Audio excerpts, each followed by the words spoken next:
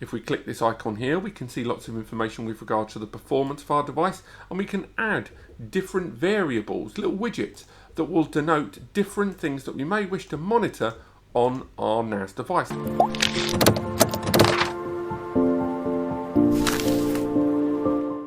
Hello and welcome back, and today is our software review of the Asustor software. Whenever you buy an Asustor NAS, or in this case the Nimbustor series, you get the software from Asustor included with the device. There's a bunch of apps, a graphical user interface, as well as free applications for mobile and Mac systems, as well as Windows systems, Android and more. So what I want to do today is go through a few elements. I want to go through some of the key applications that you will be using if you do buy an Asustor NAS, but moreover, I want to focus a lot more on the Nimbustor series itself. It has a gamer-inspired theme, and there are a number of features and functionality that are only available on this device, like that 2.5 GBE connectivity, and of course, that HDMI 2.0A port. But what we've got here is the 4-bay device we've already found on the network, and just to give you a brief tutorial, what I'm going to talk about is real quickly how to set the device up for the first time. Head over to the Asustor website, download the Asustor Control Center app, head there, download this app, and then scan your local area network to find the NAS. Just make sure that both the NAS and the machine you're using to install this software on are on the same network. And again, there is a full first time setup guide that I've already filmed and should already be live, so do check out the back catalogue of videos to find that. But once you've scanned the local area network, your NAS should be found on the network, and first time setting up is very straightforward. Just check out that video. This NAS is already set up. One thing I didn't cover in the previous video that I thought would be worth touching on is opening or setting up a remote drive. So you can create a remote folder or a mapped network drive. Now, to create remote folders, you will have to go through some of the easy setup for the first time that we'll talk about later on in the video. So for now, I'm just going to show you how to set up a mapped network drive on the Asustor that you can access on a Windows or Mac system. So right click the NAS once you've found it, or just go straight to the Connect section and then click Map Network Drive. From here, enter your login. Then it will list all the available shared folders on the device. Let's go for the home folder here, and we'll assign it the letter G. Why not? Click finish, and it's as straightforward as that. Now, when we go to the desktop interface, or more precisely into Windows Explorer, we look at My PC, and we've got our C drive, which is of course where your system runs from, and there's that G drive. There is the NAS in a Windows environment. Ignore the other drives, they're NASes from other videos. But there's that list of folders. So it really is that straightforward to set up the drive to be accessible on your local area network, and so it can be accessed as you would any other file or folder on your PC. However, what if you want to use the desktop interface that the NAS arrives with? Let's carry on. So once you've found the NAS on that software, you double click or click connect, and then you will go straight into this via your web browser, the Nimbustor 4 user interface. Next, log in once again, and we can take a good look at the graphical user interface, the GUI of the Nimbustor. It would be remiss of me not to mention this device also features HDMI out, and if you are connecting with HDMI, Asustor Portal, this application here, will allow you to install even more applications and options that can only be accessed over HDMI. And plus, if you install keyboard, mice, joypads and more, you can have a completely separate user interface for this Asustor NAS via HDMI. We're going to save that up for another video, but I just thought I'd touch on that. What we're focusing on today is the Nimbustor desktop user interface. The next series of videos will focus on the mobile applications, but for now, let's carry on. Those that have ever looked at Synology or QNAP NASes, as well as Terramaster, Drobo and more, will be familiar with user interfaces like this. They serve as a kind of desktop user interface, their own operating system with which you can not only configure the NAS, but use the NAS as you would a home computer. From here, at the top right, we can change settings for individual users, get the device to restart and more. Up here we have a notification and taskmaster section, task monitor I should say, Freudian there. And from here, all the stuff that you are currently working on, uploads, downloads and more, will be listed accordingly. If we click this icon here, we can see lots of information with regard to the performance of our device, and we can add different variables, little widgets that will denote different things that we may wish to monitor on our NAS device. This is something I've not seen from another NAS provider. I quite like this feature here, the fact that we can actually create a rather bespoke widget panel if we so choose. Also, live announcements, system and otherwise will be displayed here. Now, at the top here, if we click this button, we can go straight into that task manager, which means that whatever we're doing, that button will always allow us to get to the task manager. Now, installing applications is very, very easy. We just head straight to the App Center, and in fact, I've already installed a bunch of apps already, as you can see on screen. There is a whole series of apps, both first party, so from Asustor themselves, as well as third party support for applications like Plex. Now, in a later video, I do want to talk about virtual machines. So let's head in and install a virtual machine tool. Now, the Asustor system uses Virtualbox. So if we look down here in the Asustor apps, we won't find it. And that's because Virtualbox is a third-party app. Now, with regards to all the apps, this system has a hell of a lot of applications. One's for synchronizing with cloud systems, installing Docker and container applications for more bespoke compact environments. We have games and media servers, as well as even more cloud servers that we can migrate data to and from the NAS itself. There's lots of retro gaming applications that let you run ROMs legally. If you've got the ROMs, make sure, keep it legal guys, on this system to be displayed either via the HDMI out or just via the system and the Chrome browser. There's more down here that are download applications, music applications and more. And if we continue all the way to the bottom past this myriad of applications, past music apps, Linux apps, mail apps, office apps and more, we can go all the way to bottom and find our virtual machine application. Now, of course, I could have used the search functionality, but then I think it would have, there's more retro ones as well as Roundcube, then it would have completely skipped just showing just how many applications are available. There's even their own dedicated surveillance app, which I'm hoping to do a whole independent video on just on the Asustor platform. And we've just scrolled past it there. There is Virtualbox. So to install it, we literally just click install. It will say that it will need to set things up that are a little bit more bespoke for some apps, such as port forwarding being enabled so you can network and remote access your VM. It's now going to install that, and there is an extension here for additional support and running of this application on your NAS.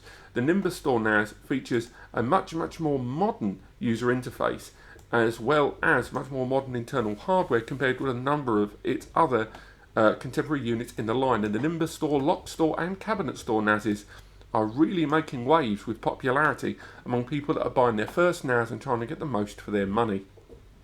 Now, if we come out of the app user interface, we can look at the system, the back end. If we go into access control, from here we can create individual users, which allow us to add new users, add groups of users, or import an existing CSV that we may have of existing users. If you're a business or even a family who own a NAS like this, you can create not only individual users very quickly indeed by just going to the add user, give them a name, a login and a password, but we can also say the level of file access and the level of storage. So we can say to them the folders and files they can access, as well as the apps. But on top of that, the total amount of storage quota. On top of that, we can actually disable their account after a period of time. So if you want to give a guest account, that is something that's possible. With groups, you can batch a lot of these created users into individual subgroups, and if you're an employer, this could be hugely advantageous, as well as the ability to import lists and user accounts with Windows Active Directory and more. Now, if we carry on moving forward, we can go straight into the settings menu.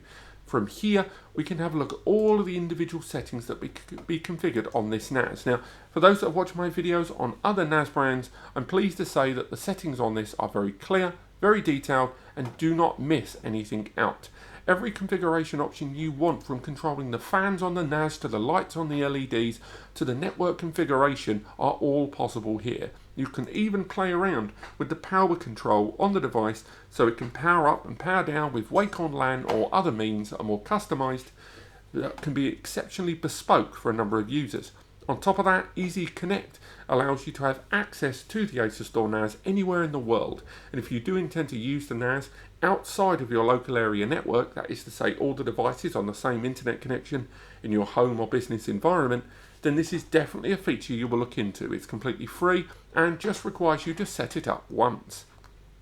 Moving forward, after all of those different options with regards to safety and security and defense from virus and malware and more, we can look at individual applications and features. The activity monitor gives us a lot more information than that sidebar was able to give us about the health of our NAS. In fact, if we carry on going forward, there's not only the default operations and access levels that we're used to, but there's even options that are far more specifically tailored to individual users. You can update the duration as well as the refresh rate of a lot of this information and set customized alerts for when the system hits certain thresholds of temperature or capacity or system utilization that you may need to know about. The online help section has got a whole wealth of information to help you get to grips with your NAS for the first time, opening in a new tab, and there are other options with regards to your storage. To start with, there's the Storage Manager, and this allows you to create customized RAID configurations utilizing all the drives, amend existing RAIDs, expand RAIDs, shrink RAIDs, or delete RAIDs entirely. Snapshot Center, along with the Snapshot Center application, allows you to create individual images of your entire storage array that can be done over time, and thanks to the BTRFS file system located inside the Nimbustor NAS, you are able to create these snapshots with a far smaller impact on your system resources. With iSCSI LUN set up and the ability to create multiple LUN targets, it means that creating a storage environment where accessing the Asustor Nimbustor NAS over the network or the internet for more third-party applications that are based on your system is really, really easy. If we move out of the support section and out of the storage manager with all of its different options here, we can see that not only have we got the usual options such as the ability to do Disk Doctor, which is a lovely little feature that Asustor have included, but on top of that, if you are using a Seagate IronWolf drive, which once again I strongly recommend thanks to the rescue recovery services and the IronWolf Health Management that gives you far more information about the health of your drive, it can be picked up by the Asustor Storage Manager and all of that information will be presented to you. Moving forward, if we carry on out of the Storage Manager, we can look at Backup and Restore, and from here you can set up the means to have a myriad of different ways to back up your Asustor NAS to make sure that your data is kept safe. Now, it's worth highlighting that a number of people utilize these devices under the false idea that it is a backup. A NAS is only a backup if the files inside the device are in another location. Too many users will, have phones, iPads, tablets and more that are full of data, which they then migrate and back up and copy to the NAS and then delete them from their phone, their iPad and more to make space, and wrongly thinking that now they have a backup. They don't have a backup. What they have is one copy of all their files in the NAS. So many users end up having an issue where they lose the NAS and then they've lost everything. A NAS is only a backup when you've got the data in more than one location, and this is where Backup and Restore comes in. With here, you can synchronize your NAS with another remote NAS over the network or the internet with rsync, and that doesn't just limit you to Asustor NASs. You can set up any NAS you want and have this NAS back up to and from to it over the network. FTP is an internet-based version of that, and an internal backup allows you to back up folders from within the NAS to other folders in the NAS, and although that's not hugely safe, if you are running a multi-RAID setup, you may see benefits. External backups with USB drives, such as the one I've got connected to this device, will allow you to set it up so that your NAS will back up onto a USB drive very easily at the touch of the One Touch Copy button on the NAS. Just one click and it will back up the files or folders you choose or the whole volume to that USB. There's the One Touch Copy button to let you dictate the actions when you press that button, whether you want to back up the USB to the NAS or the NAS to the USB. And finally, Cloud Backup allows you to back up the contents of your NAS to cloud platforms such as Amazon S3, along with a bunch of other cloud platforms that are supported that we'll talk about later in the video, such as Google Drive, Dropbox, and more. Carrying on and moving away from that, and moving away from external devices, actually let's go straight into that. Now, external devices is an app dedicated to overviewing the USB ports on your device. What that means in real terms is if you are connecting an external drive, a USB printer, a USB Wi-Fi dongle, UPS's, Bluetooth dongles or more, it will appear here. Likewise, if you're using the Asustor Portal application with a USB keyboard, mouse controller or radio controlled mouse or controller, it will appear here as a USB device and allows you to have a lot more control and configuration adaptation on this menu.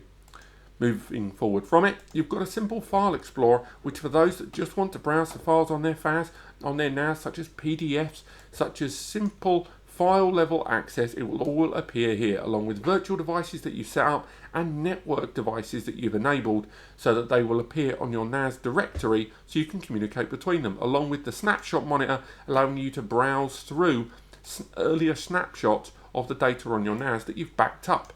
The fact that the snapshot access is available here on this file explorer is still pretty good indeed, and I'll be interested to see how this compares with a number of NAS brands in another video. The services section is for when you want to enable different levels of communication, alert and more between your host system and others. This is basically the monitoring deck for network and internet activity to and from the device within a file environment. Services can apply to those that use third-party software to communicate with the NAS, and this is where you can tailor that access. Here is where you will likely find all the information you need to communicate with another machine, be it Mac or Windows, or another server, and set up communication between them and the Asustor Nimbustor NAS.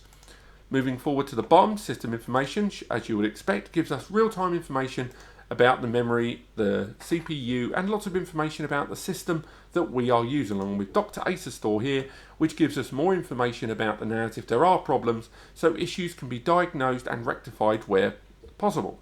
The Easy Sync Manager is where we look at synchronized devices such as mobile phones and more, and tablets, and allows us to create a system whereby multiple devices back up on a scheduled regular basis to the NAS. For those that use mobile phones in the family or business, this will be invaluable and is available as a free application for both Apple and Google systems, as well as desktop applications too. Moving out from there, we can look at some real apps. For a start, Plex Media Server. I could talk about a lot of the first-party apps, but I know a number of you care about Plex, and it's one of the reasons a lot of you are looking at this NAS. The Gemini Lake CPU inside is fantastic for 4K playback as well as transcoding, and it does perform well as in Plex too. I will be doing a whole dedicated Plex video as well. That's why I've set up Plex on this device, and we will be looking at things like transcoding and performance of Plex. But setting up a Plex Media Server on this is fantastically easy and free, although I do recommend to go premium to take advantage of things like hardware transcoding.